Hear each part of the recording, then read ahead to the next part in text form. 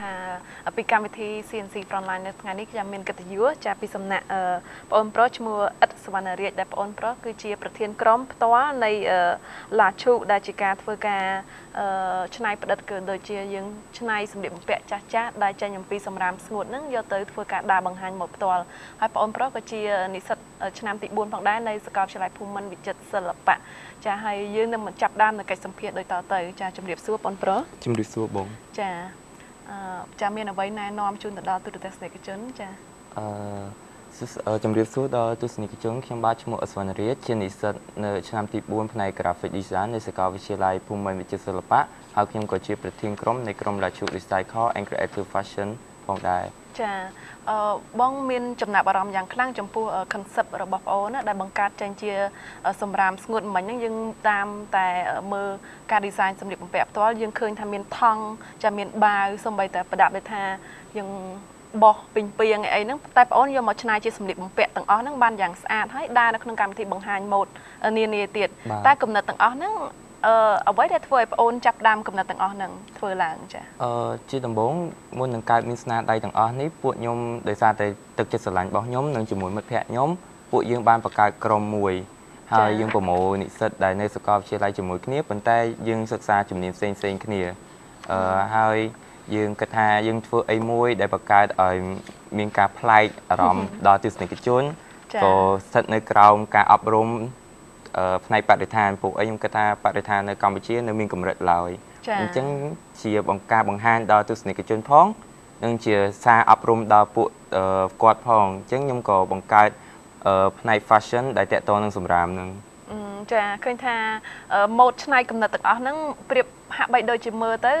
បងអូនជាសិស្ស design ម្នាក់អញ្ចឹងប៉ុន្តែតាមពិតបងអូនមិនមែនទេចាអញ្ចឹងកំណត់ design ទាំងអស់ហ្នឹងបងអូនចេញមកពីណាដែរឬក៏យើងមើលសៀវភៅឬក៏យើងមានការពិភាក្សាគ្នាហើយចេញជាម៉ូដនេះឡើងក្រុមពួកខ្ញុំសិតតែមិនមែនជានិស្សិតខាង fashion ប៉ុន្តែពួកយើងដោយសារតែមានទេពកោសល្យហើយចូលពេលទំនេរយើង research តាមអ៊ីនធឺណិតតាមអីចឹងទៅក៏ធ្វើឲ្យយើងមានស្នាដៃនេះកើតឡើងចារបស់វត្ថុធាតុដើមទាំងអស់នោះមានដូចជាអ្វីខ្លះបងអូនអាចរៀបរាប់ខ្លះបានទេវត្ថុធាតុដើមដែលយើងយកមកធ្វើជារ៉ូបហ្នឹងគឺភាគច្រើនជាសម្រាមស្ងួតដូចជាកាសែតសម្បកកំប៉ុងដបទឹកសុទ្ធថង់ផ្លាស្ទិកហើយកវលកំប៉ុងអីជាដើមចាឃើញថាជារួមប្រហែលជាបានប្រមាណម៉ូដមកហើយមិនតិចជាង50ម៉ូដទេមិនតិចជាង50ម៉ូដទេហើយទាំងអស់ហ្នឹងយើងធ្វើការ design ហើយយើងយកទៅដាក់ក្នុងកម្មវិធីមួយណាដែរការពិតទៅពួកយើងក្រុមពួកយើងហ្នឹងបង្កើតចិត្តបានមួយឆ្នាំហើយយើង perform យើងសម្ដែងតាម event ផ្សេងបាន6ទៅ7 concert តែភាគច្រើនគឺជា event ខាងផ្នែកសប្បុរសធម៌ចាហើយមានមិត្តភ័ក្តិណាខ្លះដែលចូលរួម support បងអូនក្នុងការធ្វើសកម្មភាពទាំងអស់ទាំងនេះចាភាគច្រើនជានិស្សិតសាកលវិទ្យាល័យតែមួយប៉ុន្តែពួកគាត់រៀនឆ្នាំផ្សេងគ្នាតែយើងប្រមូលផ្ដុំគ្នាដើម្បីបង្កើតក្រុមហ្នឹងដោយសារតែពួកគាត់មានទស្សនវិស័យដូចខ្ញុំចាបងអូនចំពោះបងអូនយល់ឃើញថាគំនិតមួយហ្នឹងតើវាមានលក្ខណៈពិសេសនៅត្រង់ណាចាលក្ខណៈពិសេសរបស់ពួកក្រុមខ្ញុំគឺពួកខ្ញុំមិនមែនជានិស្សិតខាងផ្នែក fashion តែអាចធ្វើ fashion បានហើយពួកខ្ញុំសិតតែនៅក្រោមបន្ទុកគ្រួសារហើយអត់ទាន់បាន graduate ទេប៉ុន្តែពួកខ្ញុំធ្វើចេញមកអ្នកខ្លះគិតថាពួកខ្ញុំជានិស្សិតខាងផ្នែក fashion ហើយ graduate ចប់ហើយចាអញ្ចឹងទៅជាអត្ថន័យមួយទៀតពួកខ្ញុំបានបញ្ចូល concept មួយគឺអប់រំបញ្ញាក់ស្មារតីឲ្យគាត់គិតថាសម្រាមដែលយើងបោះចោលរាល់ថ្ងៃនៅមានប្រយោជន៍យើងអាចកែច្នៃឡើងវិញអញ្ចឹងយើងធ្វើឲ្យពួកគាត់ហ្នឹងពេលដែលបោះចោលសម្រាមម្ដងគិតទៅដល់ពីការច្នៃម៉ូដរបស់ពួកខ្ញុំអញ្ចឹងគាត់ខំប្រឹងប្រើប្រាស់សម្រាមហ្នឹងអស់លទ្ធភាពទៅគាត់បោះបង់ចោលអញ្ចឹងមានន័យថាឲ្យតើអ្នកណាចង់ត្រូវការបោះចោលសម្រាមអីអាចយកមកឲ្យក្រុមប្អូនបានប្អូនអាចច្នៃជាសម្លៀកបំពាក់អីផ្សេងអញ្ចឹងទៅបាទចាល្អមែនតើហើយយើងឃើញថាសកម្មភាពទាំងអស់នេះគឺប្អូនចាក់បានផ្ដើមធ្វើប្រហែលជា6-7 event ហើយបាទបងបានចំណូលប្រមូលថវិកាម្ដងបានប៉ុន្មានដែរក្នុងការបរិច្ចាគទៅវិញហ្នឹងចាពួកខ្ញុំភាគច្រើនមិនមែនជា event តខ្លួនទេជា event ដែលយើងបង្កើតជាមួយក្រុមដតីដូចជាមានអ្នកចម្រៀងមានអីផ្សេងអញ្ចឹងយើងអត់បានថវិកាពី event ហ្នឹងទេយើងគ្រាន់តែទទួលពី event ហ្នឹងហើយ យើងយកថវិកាដែលពីការលក់សម្បត្តិហ្នឹងទៅជួយខាងមន្ទីរពេទ្យគុណធបុប្ផាឬក៏ក្មេងកំព្រាអីជាដើមចាចឹងមានន័យថាមានម្នាក់ចឹងទៅគាត់រៀបចំ event ចឹងគាត់ចាអញ្ជើញពីគ្រប់ផ្នែកតែម្ដងដែលគាត់មានគំនិតអីផ្ទាល់ខ្លួនហ្នឹងហើយបងអូនក៏ជាក្រុមមួយផ្នែកដែលបានចូលដែរហើយចំណូលដែលបានហ្នឹងពីការលក់សម្បត្តិហើយយកធ្វើការរួមចែកទៅដល់អ្នកឬថាអ្នកខ្សត់អីចឹងទៅមិនមែនតែក្រុមយើងទេណាចាបន្ទាប់ពីធ្វើ event ហ្នឹងច្រើនដងអញ្ចឹងទៅបន្ទាប់ពីយើងចាប់ផ្ដើមឆ្នៃសម្រាមអីច្រើនដងអញ្ចឹងទៅបងអូនគិតថាបងអូនមានអ្វីកែប្រែខ្លះបន្ទាប់ពីយើងបានធ្វើសកម្មភាពទាំងនោះច្រើនដងអញ្ចឹងខ្ញុំគិតថាមានការកែប្រែទោះបីជាវានៅមានកម្រិតទាបក៏ដោយប៉ុន្តែការកែប្រែចាប់ផ្ដើមបន្តិចម្ដងដូចជានៅសាកលវិទ្យាល័យខ្ញុំអញ្ចឹងនិស្សិតនៅសាកលវិទ្យាល័យរបស់ខ្ញុំគឺឲ្យតែពួកគាត់មានសម្រាមស្ងួតដែលគាត់គិតថាគាត់លែងប្រើប្រាស់គាត់ប្រកាសជាយកមកឲ្យក្រុមពួកខ្ញុំអញ្ចឹងខ្ញុំអាចកាត់បន្ថយសម្រាមនៅក្នុងសាកលវិទ្យាល័យខ្ញុំមួយហើយគ្រួសាររបស់ខ្ញុំពេលការបែងចែកសម្រាមឥឡូវមានការត្រឹមត្រូវជាងមុនសម្រាមស្ងួតនិងសម្រាមហ្វាមគឺដាក់តម្លៃពីគ្នាចា៎ហើយខាងមហាជនដែលគាត់ធ្លាប់មកទស្សនាពួកខ្ញុំហ្នឹងក៏គាត់បានផ្ញើសារមកឲ្យពួកខ្ញុំប្រាប់ថាគាត់ឥឡូវអត់ប្រើប្រាស់វត្ថុធាតុដើមហ្នឹងគាត់គិតទៅលើពួកស្នាដៃពួកខ្ញុំរហូតចានាងខ្ញុំឃើញអ្នកបង្ហាញម៉ូដមួយចំនួនតូចឃើញគាត់មានជាប្រភេទជនទី3ទៀតតើគោលគំនិតនៅពីក្រោយហេតុអ្វីបានជាយើងជ្រើសរើសប្រភេទជនទី3ឲ្យមកដើរម៉ូដក្នុងការច្នៃសម្លៀកបំពាក់របស់យើងដែរហ្នឹងចាការពិតទៅការខ្ញុំយកបងប្រភេទទីបងភេទទី3ហ្នឹងយកមកធ្វើការបង្ហាញមកក៏មានការជំទាស់ពីអ្នកខ្លះដែរពីមហាជនផ្សេងដែរគួរថាហ្នឹងសិស្សមកកណោមិនក៏យកពួកគាត់យកមកដើរការពិតទៅខ្ញុំចង់និយាយថាសម្រាមយើងគិតថាមុនដំបូងគឺអត់មានតម្លៃទេប៉ុន្តែពួកខ្ញុំអាចច្នៃឲ្យវាមានតម្លៃបានអញ្ចឹងពួកបងភេទទី3ពីមុនមកគាត់គេចាត់ទុកគាត់ថាដូចជាសម្រាមអញ្ចឹងអញ្ចឹងខ្ញុំចង់បង្ហាញថាសម្រាមនេះមានសមត្ថភាពលើពីមនុស្សធម្មតាអញ្ចឹងខ្ញុំយកពួកគាត់មកដើរបង្ហាញម៉ូដពេលខ្លះសឹងតែអាចស្អាតជាងមនុស្សស្រីពិតទៀតគោលគំនិតខ្ពស់មែនតើណាដល់ពេលអញ្ចឹងទៅធ្វើឲ្យមហាជនគេបដូរផ្នត់គំនិតគិតចំពោះជនប្រភេទទី3ចាយើងមិនបោះបង់ចោលពួកគាត់ព្រោះពាក្យច្រើននាងខ្ញុំសង្កេតមើលបើសិនជាប្រភេទទី3ដែលគាត់ធ្វើការតុបតែងខ្លួនឯងស្អាតមែនតើហ្នឹងគឺសង្កេតថាស្អាតជាងនារីពិតទៀតបាទបងចាហើយចាគំនិតទាំងអស់ហ្នឹងទៀតតើបងអូនគិតថាបងអូននឹងអាចច្នៃអ្វីនឹងបន្តទៀតសម្រាប់សកម្មភាពទាំងឡាយនានាដែលគិតថាជាការច្នៃប្រឌិតឲ្យកាន់តែថ្មីកាន់តែប្លែកហ្នឹងណាជាទូទៅការ design ថ្មីរបស់ពួកយើងជាងពីសម្រាមហ្នឹងគឺស្ថិតនៅលើម៉ូដទាន់សម័យចាប៉ុន្តែពួកយើងនឹងធ្វើគំនិតថ្មីមួយទៀតគឺបកមកក្រោយពីម៉ូដបុរាណរបស់ខ្មែរវិញចាអូបុរាណរបស់ខ្មែរវិញមានដូចជាអីខ្លះដែរដូចជាកៅអៅអាពាហ៍ពិពាហ៍របស់ខ្មែរដែលយើងបានបង្ហាញនៅក្នុងនឹងដែរហើយយើងនឹងបកក្រោយទៅទសវត្សរ៍ទី60 70ដែលជាម៉ូដទាន់សម័យរបស់កម្ពុជាសម័យមុនប៉ុន្តែវត្ថុធាតុដើមដែលយើងច្នៃគឺសម្រាមទៅដែរយើងនឹងធ្វើឲ្យមហាជនប្លែកហើយនឹកឃើញពីអីដែលពីមុនដែលយើងធ្លាប់មានចាល្អមែនតើម៉ូដសម្លៀកបំពាក់ការចេញពីសម្រាមហ្នឹងឧទាហរណ៍ដូចសពុតការដែលមានចងក្បិនហ្នឹងបងអូនគិតថាមើលយើងអាចយកវត្ថុធាតុដើមអ្វី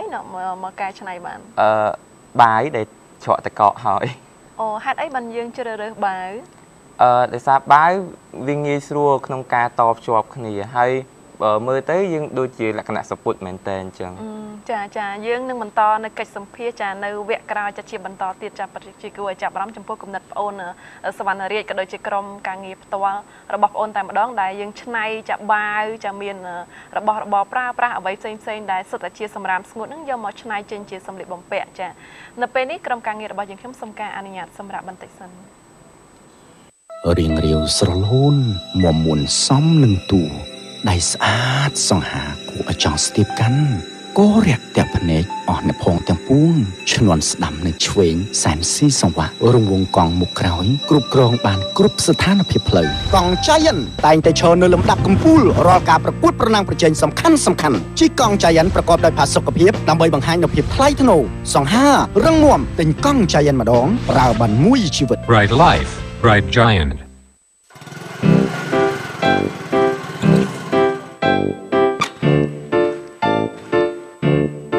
Infinity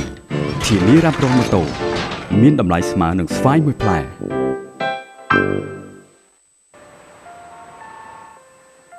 What did you do before traffic could be enjoyed? What did you do before you had 2 cars in 1. What did you do before fast became the fastest? What did you do before the most advanced BMW 5 Series ever?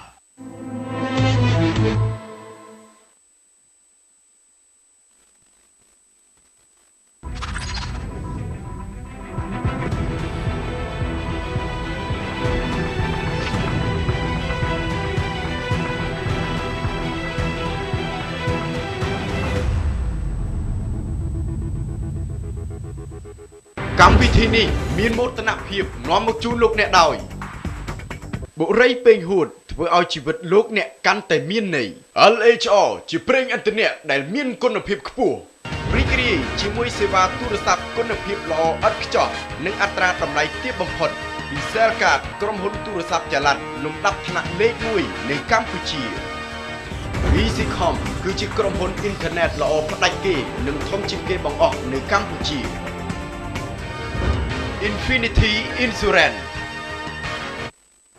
ចាសស្វាគមន៍ជាបន្តចាំមកកាន់កិច្ចសម្ភាសន៍នៅក្នុងវគ្គទី2ផងដែរចាបងស្រីចង់សួរបងអូនថាជាបន្ត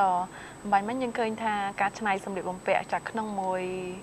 ម៉ូតហ្នឹងគឺប្រើអ្វីច្រើនមែនតើគឺថាប្រើសម្រាប់ស្ងួតរបស់យើងហ្នឹងគ្រប់ប្រភេទតែម្ដងអញ្ចឹងបងឆ្ងល់ថាតើក្នុងម៉ូតមួយហ្នឹងតើមានសមាជិកក្រុមប៉ុន្មាននាក់ដែលគាត់ធ្វើការរួមចំណែកច្នៃជាមួយយើងហ្នឹងហើយតើសមាជិកក្រុមរបស់យើងទាំងអស់ហ្នឹងគាត់មានជំនាញអ្វីខ្លះទើបអាចច្នៃម៉ូតបានយ៉ាងដូចនេះហ្នឹងចា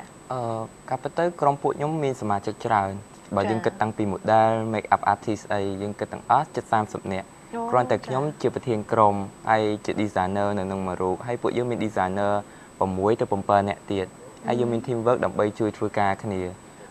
ពួកគាត់អ្នកខ្លះរៀនផ្នែក interior design architect graphic design painting ប៉ុន្តែសិតតែមិន fashion ទាំងអស់ចាបាទចាគួរឲ្យចាប់អារម្មណ៍យើងឃើញថាមានតាំងពី interior design ទៀតប៉ុន្តែអត់មានតាក់ទងជាមួយ fashion អីមកបន្តិចសោះចាអញ្ចឹងមានថាពួកគាត់ទាំងអស់ហ្នឹងគឺរួមចំណែកគ្នាក្នុងការបង្កើតនៅសម្លៀកបំពាក់ទាំងអស់ហ្នឹងចេញមកចានៅពេលដែលប្អូន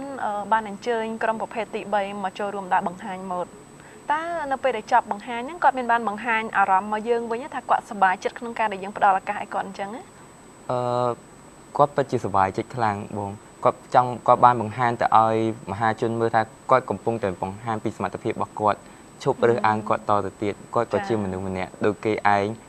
ពេលខ្លះគាត់មានសមត្ថភាពលើមនុស្សធម្មតាអញ្ចឹងគាត់សប្បាយចិត្តនឹងអីដែលគាត់បានធ្វើជាមួយពួកយើងចុះចំពោះសវណ្ណរាជផ្ទាល់សប្បាយចិត្តយ៉ាងណាដែរបន្ទាប់ពីយើងបានធ្វើសកម្មភាពដែលបានជួយដល់សង្គមច្រើនយ៉ាងដូចនេះអញ្ចឹងបើនិយាយពីថាសប្បាយចិត្តសប្បាយលើការសប្បាយចិត្តទៀតសប្បាយចិត្តបំផុតហ្នឹងនៅពេលណាដែរក្នុងរូបភាពមួយណាដែរចេញជាសម្លៀកបំពាក់ចេញឬក៏បានរៀបចំ event ហើយឬក៏បាននៅពេលដែលយើងបានថវិកាពី event ហ្នឹងទៅបរិច្ចាគក្នុងរូបភាពមួយណាដែរសប្បាយជាងគេហ្នឹងរូបភាពដែលខ្ញុំសប្បាយជាងគេគឺគេប្រមូលសម្រាមឲ្យពួកខ្ញុំអូដោយសារតែខ្ញុំ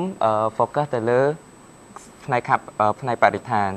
អញ្ចឹងនៅពេលដែលគេយកសម្រាមឲ្យពួកខ្ញុំមានន័យថា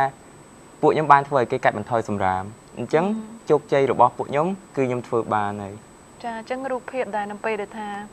គេលែងប្រើប្រាស់របស់អស់ទាំងហ្នឹងហើយគេនឹកឃើញដល់យើងមានតែគេមិនចោលផ្ដេសផ្ដាស់ឬក៏ប្រើវាឲ្យអស់ធនធានតែម្ដងគឺគេគិតដល់យើងណាបាទបងចាយើងក៏បានរួមចំណែកជួយប្រទេសក៏ដូចជាជួយបរិស្ថានបានច្រើនបាទចានេះខ្ញុំមានចំណាប់អារម្មណ៍តទៅមុខទៀតបាញ់មិញក៏បងបានសួរបងអូនអំពីសកម្មភាពក្នុងពេលអនាគតគម្រោងណាថាតើយើងគួរតែច្នៃប្រឌិតឬក៏យកអ្វីផ្សេងទៀតដែលយើងគិតថាជាគំនិតច្នៃប្រឌិតហើយវាអាចជួយដល់សង្គមបានច្រើនទៀតតែគម្រោងអនាគតបងអូនអាចនឹងរៀបចំជា event យ៉ាងណាទៀតមើលទៅគម្រោងអនាគតរបស់ពួកខ្ញុំគឺខ្ញុំនឹងបង្កើត event ផ្ទាល់ខ្លួនដោយសារតែពីមុនយើងគ្រាន់តែបញ្ចូលក្រុមរបស់យើងទៅជាមួយ event របស់គេក្នុង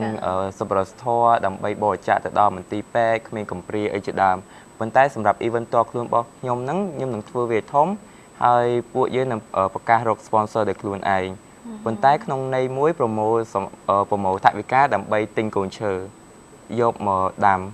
ដូចយើងនិយាយបាទដូចពួកខ្ញុំនិយាយអញ្ចឹងគឺក្រុមពួកខ្ញុំគឺផ្នែកខាងផ្នែកបរិស្ថានអញ្ចឹងមានក្រុម FEN គឺសប្បុរសធម៌ខាងផ្នែកកុមារកំព្រាខាងមន្ទីរពេទ្យអញ្ចឹងពួកយើងជួយខាងផ្នែកបរិស្ថានដូច្នេះពួកយើងសរុបគ្នាទាំងអស់អាចជួយប្រទេសជាតិបានមួយផ្នែកដែរល្អមែនទែនគិតថានឹងដាំកូនឈើប៉ុន្មានដែរគិតថានឹងដាំនៅទីតាំងមួយណាដែរមើលទៅ បើសិនជាអាចមាន sponsor ហើយនឹងគម្រោងពួកយើងដើរទៅមុខបានពួកយើងនឹងដាំមួយឆ្នាំឲ្យបាន200ទៅ500ដើមចាសូមអរគុណចំពោះផ្នែកកំណត់មួយហ្នឹងចាគ្រាន់តែចង់ជួយប្រទេសកម្ពុជាយើងឲ្យរឹតតែស្អាតអញ្ចឹងណាបាទចាបងមានចម្ងល់ផ្សេងទៀតចំពោះថ្ងៃអនាគតវិញយើងឃើញថាសកម្មភាពច្រើនមែនទែនតេតិនតជាមួយនឹងបរិស្ថានដោយឡែកបងអូនចង់ធ្វើអ្វីដែរនៅថ្ងៃអនាគតនោះចាកាប់ទៅជំនាញរបស់ខ្ញុំផ្ទាល់គឺខាង graphic design អញ្ចឹងខ្ញុំនឹងចាប់យកអាជីពរបស់ខ្ញុំគឺ graphic designer ប៉ុន្តែ team របស់ខ្ញុំនៅតែបន្តហើយអញ្ចឹងខ្ញុំធ្វើការខាង graphic design ដើម្បីថវិកាផ្ទាល់ខ្លួនដើម្បីជីវិតបុគ្គលរបស់ខ្ញុំប៉ុន្តែចំពោះ team របស់ខ្ញុំពួកយើងសហការគ្នាដើម្បីជាអីមួយដែលរួមជួយដល់ប្រទេសជាតិអញ្ចឹងផ្នែកបរិស្ថានរបស់ពួកយើងខ្ញុំនឹងអាប់ដេតពី1ទៅរហូតដល់100ចាបន្ទាប់ពីយើងធ្វើសកម្មភាពជាច្រើនផ្នែកបរិស្ថានអញ្ចឹងចំពោះបងអូនផ្ទាល់បទពិសោធន៍ក៏ដូចជាការយល់ដឹងផ្នែកបរិស្ថាននៅក្នុងប្រទេសកម្ពុជាបងអូនគិតថាតើយើងគួរតែធ្វើអ្វីចំពោះប្រជាពលរដ្ឋខ្មែរក្នុងការផ្ដល់ដំបូន្មានដល់ពួកគាត់ក៏ដូចជាបងអូនអាចលើកឡើងជាប្រសាសន៍នានាដែលធ្វើឲ្យគាត់ភ្ញាក់ដឹងខ្លួនឡើងថាយើងគួរតែរក្សាបរិស្ថានឲ្យស្អាតអញ្ចឹងតើបងអូនគួរតែមានដំបូន្មានអ្វីខ្លះជូនពួកគាត់នោះចាការពិតទៅចំពោះដំបូន្មានខ្ញុំអត់ដល់ថ្នាក់ឲ្យដំបូន្មានពួកគាត់ទេពួកអីដោយសារតែពួកគាត់នឹងហើយខ្ញុំគ្រាន់តែជាយោបល់ហើយខ្ញុំចង់ប្រាប់ពួកគាត់ថាខ្ញុំមិនអាចទៅបង្ខំឲ្យពួកគាត់ដាំដើមឈើឡើងវិញទេខ្ញុំគ្រាន់តែធ្វើអីមួយដែលបញ្ញាអារម្មណ៍ឲ្យពួកគាត់យល់ពីតម្លៃនៃបរិស្ថានអញ្ចឹងខ្ញុំធ្វើការងារនេះដើម្បីឲ្យគាត់យល់ពីសម្រាមហ្វិនឲ្យតែគាត់បែងចែកសម្រាមបានល្អសិនខ្ញុំគិតថាជោគជ័យមួយបន្ទាប់មកគាត់ប្រើប្រាស់វត្ថុធាតុដើមឲ្យអស់លទ្ធភាពជាជោគជ័យទី2របស់ពួកខ្ញុំអញ្ចឹងការកាត់បន្ថយសម្រាមមានបន្តិចម្ដងបន្ទាប់ពីគាត់យល់ពីតម្លៃអស់ហ្នឹងហើយគាត់ប្រកាសជាដាំដើមឈើដោយខ្លួនឯងហើយចា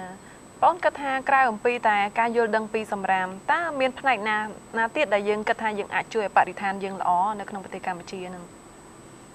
ចំពោះពួកខ្ញុំគឺខាងផ្នែកសិល្បៈអញ្ចឹងខ្ញុំបង្ហាញពីសម្រាមទៅជាការច្នៃប្រឌិតផ្នែក fashion ខ្ញុំនឹងអប់រំពួកគាត់តាមរយៈ fashion របស់ពួកខ្ញុំបន្តអញ្ចឹងដូចជាការបង្ហាញជាម៉ូដសិល្បៈប៉ុន្តែនៅក្នុង event ពួកយើងនឹងចាក់អីដែលជាផលវិបាកចាក់វីដេអូដែលជាផលវិបាកពេលយើងអស់ព្រៃឈើអញ្ចឹងយើងអាចបង្កប់អត្ថន័យនៅក្នុងការសម្ដែងសិល្បៈរបស់យើងផងនិងជាសារអប់រំឲ្យពួកគាត់ផងចានៅក្នុងហ្នឹងចំពោះលោកគ្រូអ្នកគ្រូវិញតើគាត់មានបានរួមចំណែកអ្វីខ្លះក្នុងការជួយយើងឲ្យរៀបចំ event នេះឡើងចំពោះសាស្ត្រាចារ្យក៏ដូចលោកគ្រូអ្នកគ្រូហើយក៏ដូចជាមិត្តភ័ក្តិពួកគាត់តែងតែផ្ដល់ការអប់រំផ្សេងដូចជាកែតម្រូវនៅអីដែលពួកយើងខ្វះខាតពួកគាត់ជំនាញខាងផ្នែកសិល្បៈដូចគ្នាដូចជាការបង្ហាញម៉ូដអីចឹងគាត់មកជួយប្រាប់ថាគួរតែធ្វើអញ្ចេះល្អជួយអញ្ចេះល្អការច្នៃម៉ូដសម្លៀកបំពាក់គួរណាកុំសិចស៊ីពេកយើងជានិស្សិតអីចឹងគាត់តែងតែផ្ដល់អាវ៉ាតឲ្យពួកយើងហើយពួកយើងតែងតែស្របតាមពួកគាត់នៅពេលដែលគាត់បញ្យល់ពួកអីគាត់បញ្យល់គឺតែមានហេតុផលរបស់គាត់ទាំងអស់ចាដល់ឡែកចំពោះឪពុកម្ដាយរបស់សវណ្ណរាជវិញនៅពេលដែលបានឃើញកូនបានធ្វើទង្វើដែលជាបែបច្នៃប្រឌិតក៏ដូចជាជួយសង្គមមួយផ្នែកតូចយ៉ាងដូចនេះតើពួកគាត់សម្ដែងអារម្មណ៍យ៉ាងណាដែរចាចំពោះយើងចំពោះម៉ាក់ប៉ាខ្ញុំវិញគឺគាត់ប្លែកខ្លាំងដោយសារតែខ្ញុំមាន background ខាងផ្នែកអក្សរសាស្ត្រខ្មែរពីវិទ្យាល័យប៉ុន្តែដល់ពេលខ្ញុំឡើងសាកលវិទ្យាល័យខ្ញុំរៀនខាង graphic design ដល់ពេលដែលខ្ញុំធ្វើស្នាដៃ by fashion គាត់អត់ទុកចិត្តលើខ្ញុំគាត់មុនដំបូងគាត់ថាខ្ញុំគ្រាន់តែជាការលេងសើចរបស់ខ្ញុំទេប៉ុន្តែគាត់ផ្លែអារម្មណ៍ដោយសារតែខ្ញុំបានជោគជ័យមួយតង់ហើយមួយតង់ទៀតហើយគ្រួសាររបស់សមាជិករបស់ពួកខ្ញុំក៏គាត់ផ្លែកដូចម៉ាក់ប៉ាខ្ញុំចឹងដែរពេលនេះគាត់តែងតែ support តែងតែឧបត្ថម្ភឲ្យពួកខ្ញុំនៅរាល់វត្ថុធាតុដើមក៏ដូចជាថវិកាមួយចំនួនហើយជាពិសេសអីដែលខ្ញុំអត់ខ្វះបានគឺទឹកចិត្តរបស់ពួកគាត់ទឹកចិត្តពួកគាត់តែងតែសរសើរតែងតែបង្ហាញពីក្តីស្រឡាញ់គាត់តែងតែចូលរួមក្នុងកម្មវិធីរបស់ពួកយើងនៅពេល event ផ្សេងឃើញថា support កូនមែនតែនណាទើបអាចធ្វើបានរហូតមកដល់ពេលនេះចុះដល់ឡែកនៅពេលដែលយើងងាកទៅចាប់អារម្មណ៍នៅឯសកម្មភាពរបស់គ្រួសារក្រោយទៅពេលយើងបានធ្វើសកម្មភាពទាក់ទងមួយបរិស្ថាននេះនឹងឃើញថាការទុកដាក់របស់សម្រាមរបស់ពួកគាត់នៅក្នុងក្រុមគ្រួសារវិញតើយ៉ាងម៉េចដែរចាប់ដើមមានការប្រែប្រួលដែរឬអត់មានការប្រែប្រួលខ្លាំងហើយជាពិសេសគាត់ជាអ្នកផ្ញើសារក្រុមពួកខ្ញុំទៀតដោយសារតែគាត់ម៉ាក់ប៉ាខ្ញុំជាអាជីវករនៅផ្សារអញ្ចឹងគាត់ជួយផ្សព្វផ្សាយឲ្យពួកខ្ញុំដូចជាពេលខ្លះខ្ញុំចូល event ផ្សេងឬក៏ចូលសម្ភារកម្មវិធីវិទ្យុអីចឹងគាត់បើកស្ដាប់ទាំងអស់គ្នាហើយគាត់តែងតែទៅប្រាប់ថាពេលអាជីវករផ្សេងទៀតគាត់បោះចោលសម្រាមអីចឹងគាត់តែទុកឲ្យកូនខ្ញុំអញ្ចឹងទៅខ្ញុំគិតថា ម៉ាក់ប៉ាខ្ញុំជួយខ្ញុំខ្លាំងមែនតើទាំងផ្នែកស្មារតីនិងទាំងកម្លាំងកាយចិត្តចាជួយផ្សព្វផ្សាយមកកូនទៀតណា បាទ ចុះដល់ឡែកចំពោះនៅពេលការរៀបចំ event ផ្សេងតើធ្វើយ៉ាងម៉េចដើម្បីអាចតាក់ទាញឲ្យមានគេ sponsor ដើម្បីយើងរៀបចំ event បានព្រោះឥឡូវនេះកំណត់យើងមានហើយវត្ថុធាតុដើមយើងមានខ្លះដែរប៉ុន្តែដល់ឡែកយើងខ្វះតែថវិកាក្នុងការនៅពេលដែលយើងមានការរៀបចំ event ម្ដងហ្នឹងបាទតើបញ្ហាមួយហ្នឹងតើបងអូនគិតថានឹងដោះស្រាយយ៉ាងម៉េចដែរគម្រោងរបស់ពួកខ្ញុំគឺពួកខ្ញុំស្វែងរក sponsor ពីក្រុមហ៊ុនណាដែលតាក់ទងជាមួយបរិស្ថានមុនគេចាអញ្ចឹងពួកអីទស្សនវិស័យរបស់ពួកគាត់គឺការពារបរិស្ថានហើយតាក់ទងនឹងបរិស្ថានអញ្ចឹងខ្ញុំអាចជួយផ្សព្វផ្សាយពីផលិតផលរបស់គាត់ដែលតាក់ទងនឹងបរិស្ថានអញ្ចឹងយើងដើរជាមួយគ្នាបានហើយទី2គឺពួកខ្ញុំតាក់ទងនឹងបណ្ដាស្ថានីយទូរទស្សន៍ដែលផ្សព្វផ្សាយនិងផ្ដល់ឱកាសឲ្យយុវជនសម្រាប់បង្ហាញស្នាដៃរបស់ខ្លួនអញ្ចឹងបើសិនជាមានក្រុមហ៊ុនឬបណ្ដាបុគ្គលឯកជននានាដែលជួយចិត្តបរិស្ថានហើយក៏ដូចជាខាងផ្នែក fashion ឬក៏ការច្នៃប្រឌិតថ្មីអាចតាក់ទងមកពួកខ្ញុំបានសម្រាប់បងអូនផ្ទាល់នេះគ្រាន់តែជាគំនិតរបស់បងអូនផ្ទាល់ណាបងអូនគិតថាប្រសិនណាបើប្រទេសកម្ពុជារបស់យើងមានបរិស្ថានដ៏ស្រស់ស្អាតបន្ថែមពីលើនឹងទៀតមានន័យថាឥឡូវហ្នឹងយើងគិតពីសម័យមុនរហូតមកដល់បច្ចុប្បន្នហ្នឹងគឺមានការកែប្រែច្រើនហើយក៏ប៉ុន្តែយើងចង់ឲ្យស្អាតជាងនឹងថែមទៀតតើបងអូនគិតថាអាចនឹងមានអ្វីផ្លាស់ប្ដូរខ្លះចំពោះផលចំណេញចំពោះប្រទេសជាតិហ្នឹងចំពោះផលចំណេញដល់ប្រទេសជាតិគឺយើងសន្សំបានថវិការបស់ជាតិមួយចំនួនដោយសារតែយើងមានប្រៃឈើឡើងវិញអញ្ចឹងគ្រោះធម្មជាតិគឺបានធ្លាក់ចុះអញ្ចឹងយើងបានសន្សំថវិការបស់ជាតិដើម្បីកុំឲ្យទៅជួយដល់ជនរងគ្រោះដោយសារតែយើងលែងមានគ្រោះធម្មជាតិទី2យើងទទួលបានពីវិស័យទេសចរដោយសារតែបរិស្ថានធម្មជាតិពីសត្វព្រៃក៏ដូចពីដើមឈើអីចឹងដែរហើយទី3គឺយើងបានមានកិត្តិយសដោយសារតែយុវជនកម្ពុជាយើងបានធ្វើអីដែលកើតឡើងចេញពីគំនិតផ្ទាល់ខ្លួនហើយឈានទៅដល់អន្តរជាតិទៀតចាពិតជាគួរឲ្យចាប់អារម្មណ៍មែនតើចាពីកម្មវិធីសូមការអនុញ្ញាតសម្រាប់បន្តិចសិនចាជួបគ្នាហើយបន្តកិច្ចសម្ភាសន៍នៅវគ្គក្រោយទៀតចា